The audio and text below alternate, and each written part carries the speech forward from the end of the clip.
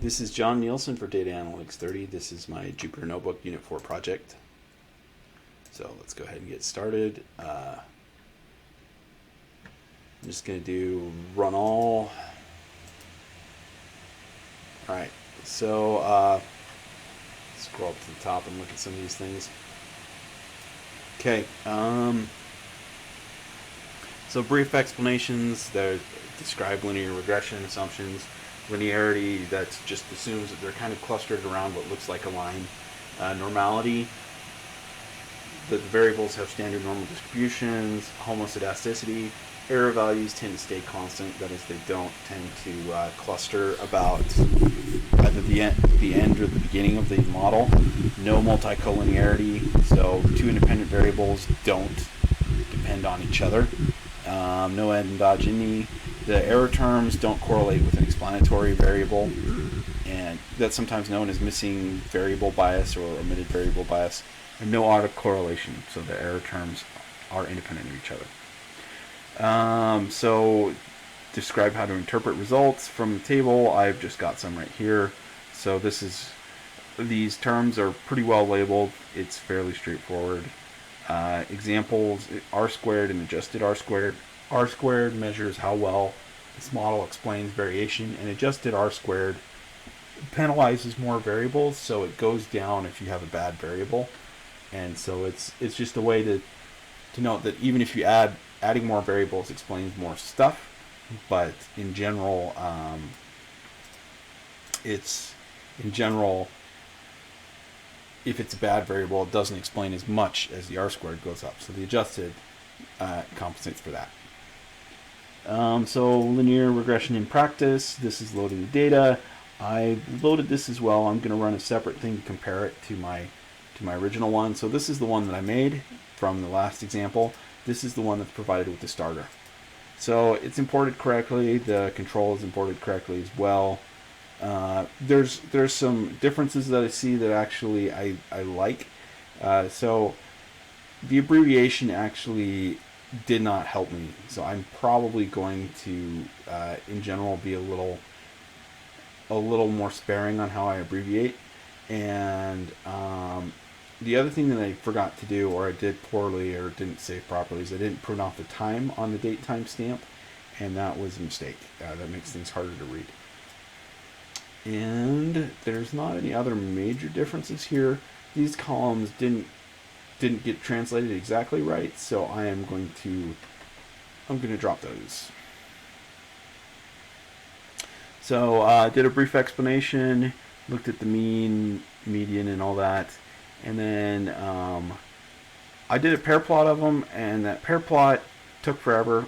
I'm not running it this time. I used it. It was moderately helpful, and then after I pruned the data a little bit and decided on candidates to look at, the pair plot was really nice. This is my heat map of it. Here you can see the correlation of it. Here's a heat map with slightly different colors. I prefer this one. This was suggested by Stetson and in the review conditions. And then you can mask some of this so you just see the bottom so it doesn't repeat itself. And if I wanted to, I could put pair plots in here. I'm not going to, because the ID doesn't correlate with anything. And these latitude and longitude, I'm not going to borrow those anymore. So I dropped those. So this is kind of like my refined. This is my targets that I wanted to look at, because they had interesting correlations. So I further narrowed it down. I decided I wanted to compare bathrooms to square footage, and that bigger houses should have more bathrooms. And so I picked clean house as I picked square foot as my independent variable, and bathrooms as my dependent variable, because you make a big house, you add more bathrooms because you're going to have more stuff in it and potentially more people. When plotting those, there's some errors I made in setting up my data, and this is why I brought in what I call the control data. And the reason to do that is there's a couple problems here. So one of the problems is when bathrooms is below a certain threshold, it's not really a house. So if you have only a half bathroom, that probably doesn't count as code, because you're you're missing either a shower or a toilet or a sink or a tub. I mean, in a 3/4 bathroom, you're missing one of those, and in a half bathroom, you're missing either a shower or a toilet or a sink, and you really can't have that in a bathroom. So what I did is I just added 3/4, and that's probably wrong. Probably I should have added the median value, or just dropped it all together. And there were few enough that dropping them all together was actually less. I think that you'll see it in my regression. I think just adding the minimum value pulled my regression down, and I think I added more of those than I dropped right here, and so you'll kind of see that in my results. So I reshaped these into a 2-dimensional matrix just so that it can pass through properly.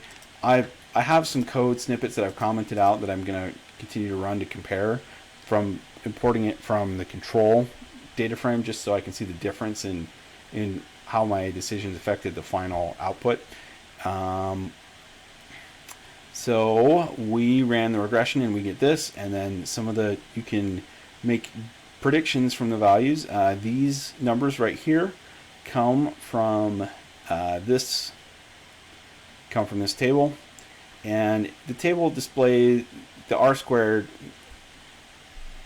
This accounts for 52% of the variation in bathrooms, so that's okay. It's probably the most explanatory variable.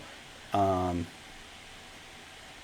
then one of the predictions, I just had some input values and I wanted to see what the outputs were for it. So for instance, a 1,600 square foot house would have 1 3/4. So that's a full bathroom and then a 3/4 bathroom. Then I decided I was going to add bedrooms into this linear regression, because if you have more bedrooms, you should have more bathrooms. So ran the same way. My R-squared went up a little bit, and the adjusted R-squared went up a little bit as well, so that the bedroom thing added explanatory value. If I were to add something like neighbor square footage, that would probably go down. Let me just do that for... No, I'll run that later. And then some predictions. A 1,000 square foot house with 4 bedrooms would have about over 1.5. So if we go up to say 8, for instance, which is not on the model, this would suggest 2. So you can just see how those things affect it. Basically, the 0.06 means that it takes about 1 over 0.06, which is, hold on,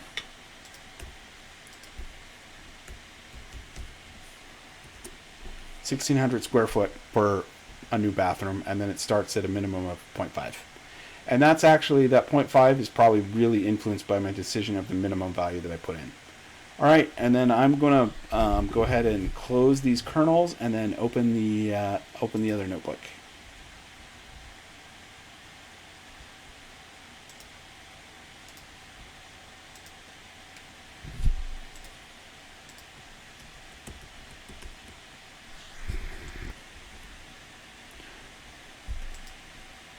All right, I'm activating the other environment, which is TSA, the time series analysis. I'm going to go ahead and open another notebook. I've got these open, the kernel closed, so they'll usually just complain, so I'll just open another one. So week 12, data time series. And this is the data time series, one right here. Okay, so just start running the thing. We reported pandas. We read this successfully. One of the things that I noticed that's actually really nice is you can change this to either Q1 or Q2 or leave it in the date form, and it still makes sense right here because the quarterly frequency. So that was convenient. Then I chose to drop the quarter column, ran the data. These are my pair plots. Take a bit to show up. All right, an interesting and an unfortunate thing that I discovered is when you put a 1 here, it goes from the beginning to the end, but it drops the last row. And I hadn't noticed that, and I had done that through most of my code, and I was trying to figure out why I was getting some weird mistakes. So just for your files, don't do that. That's probably what you want to not do. Okay, then I spliced the response variable out. Same thing. I did the auto arima. I had a kind of a strange result. So the strange result I had is mine is converging on 300, and I can't figure out why. The solution code converges on 101, and we get the same answer when we run it. So I just decided to run with it because I didn't know. I tried multiple things and I couldn't get a different result. Run it again. What's this error here? I probably forgot to run something. 8.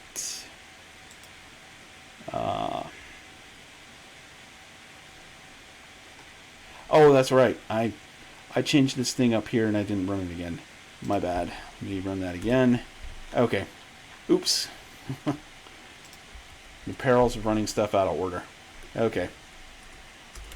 This is my autocorrelation thing. I had some trouble looking at this wrapper and trying to dig down with the dot functions, but it worked out okay eventually. And so they don't correlate too well with each other, so that's fine. Here's the histogram. One of the problems that I had associated with this is this kind of spike on the left, but I think that when you plot the bins differently, the spike sort of tends to vanish, and we'll see that when we run the diagnostic, and that's just an artifact of the way the bins are done. Residuals over time. There is a bit of a weirdness here. I think that this can be explained by a little bit of economics history. So right here, we're looking at a period, and this is called stagflation, and it was a recession. And this is called the Volcker recession right here. And those things are probably not predicted very well in the model, and that's why the residuals get big there. And then this was the financial crisis. So I expect that you're going to have blips where you have recessions, and this ARIMA doesn't explain recessions that well, so that's why the correlation goes up there, is you're looking at recessions on those. The residuals don't seem to depend on the fitted values, so that's pretty good. And then here's the diagnostics function, and as you can see, when the bins are adjusted a little bit and it draws its own normal curve, the normal curve skews a little bit to the left of the ideal normal curve, but not too much. And so I looked at that and I decided that's probably okay. And I think these things are basically the recessions that you're watching on this sample quantiles versus theoretical. And then we're going to go ahead and look at the predictors. So we're going to make ourselves a scenario to run in here and see what happens. And then using it, we get this result right here, and that's sort of within what you would expect. It starts a little low, but that's not too bad. And then this, I think, would reasonably explain things if it hadn't been for the pandemic. And so, once again, this model is a reasonable model, but it leaves out these kinds of big shocks to the system. And so that's what I think is going on here. Is this would have been a reasonable explanation if we weren't talking about the pandemic time period. So that's it.